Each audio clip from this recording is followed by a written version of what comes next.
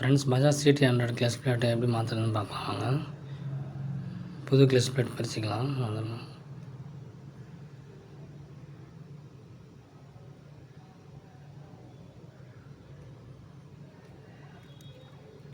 First oil எடுத்துக்கலாங்க. அடுத்து அந்த நட்டெல்லாம் கழட்டிக்கலாம்.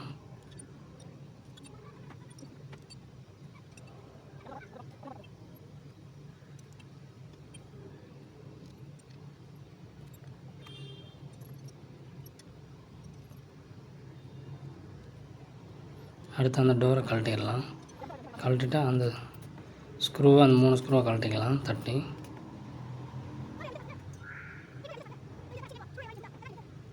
கழட்டிட்டு அந்த டோர் வெளியே எடுத்துடலாம்.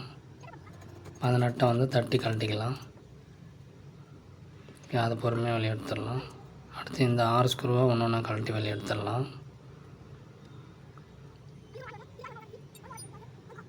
அது வந்து ஈவனாக கழட்டணுங்க. ஆப்போசிட்டாக கழட்டணும் இந்த ஸ்க்ரூவை. அப்போ தான் உள்ள ஸ்ப்ரிங் இருக்கும், அது கரெக்டாக எடுக்க முடியும். ஓகே, கழட்டிட்டு அந்த உள்ள ஸ்ப்ரிங் இருக்கும், அந்த 6 ஸ்ப்ரிங்கும் எடுத்துடலாம்.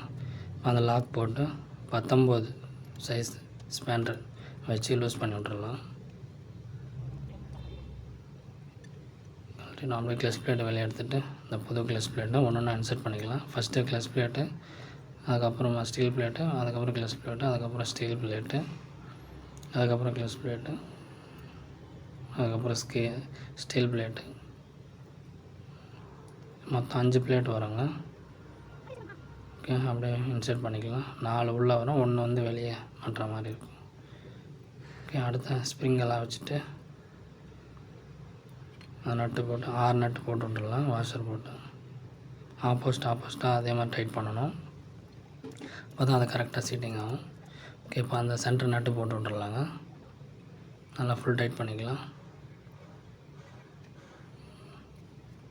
ஓகே, அடுத்து அந்த பக்கத்தை அது மாட்டிட்டு வாஷர் போட்டு நட்டு போட்டு விட்டுடலாம். ஓகே, அப்படியே தட்டி டைட் பண்ணிக்கலாம் அப்படியே. ஓகே, அடுத்து அந்த டோர் போட்டுட்டு அந்த 3 ஸ்க்ரூவும் ஒன்றா போட்டு விட்டுடலாம்.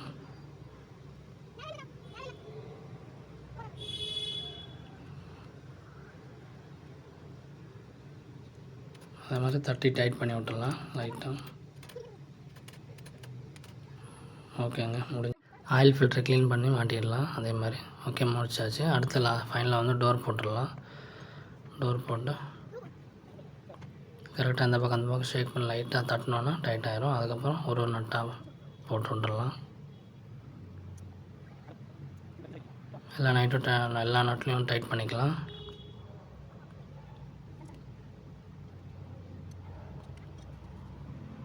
அப்புறம் வந்து அந்த கிளச்சு லிவர் அந்த ஸ்பேர் வந்து வச்சு லெஃப்ட் சைடில் அந்த 2 நட்டு போட்டு டைட் பண்ணி விட்டுடலாம். இப்போ அடுத்து அந்த கிளச் வேரை வந்து இன்சர்ட் பண்ணிக்கலாம்.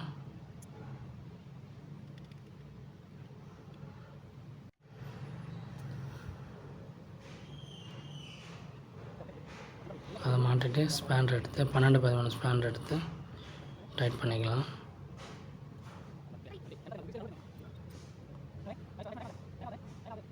அவ்வளோதாங்க, கிளச் பிளேட் ரெடி ஆகிடுச்சு. அதுக்கப்புறம் வந்து கிக்கரை வந்து மாட்டிட்டு கிக்கர் ஸ்க்ரூ போட்டு விட்டுடலாம் அந்த நட்டை. அவ்வளோதாங்க, ரெடி ஆச்சுங்க. தேங்க்ஸ் ஃபார் வாட்சிங். Subscribe and support for more useful videos.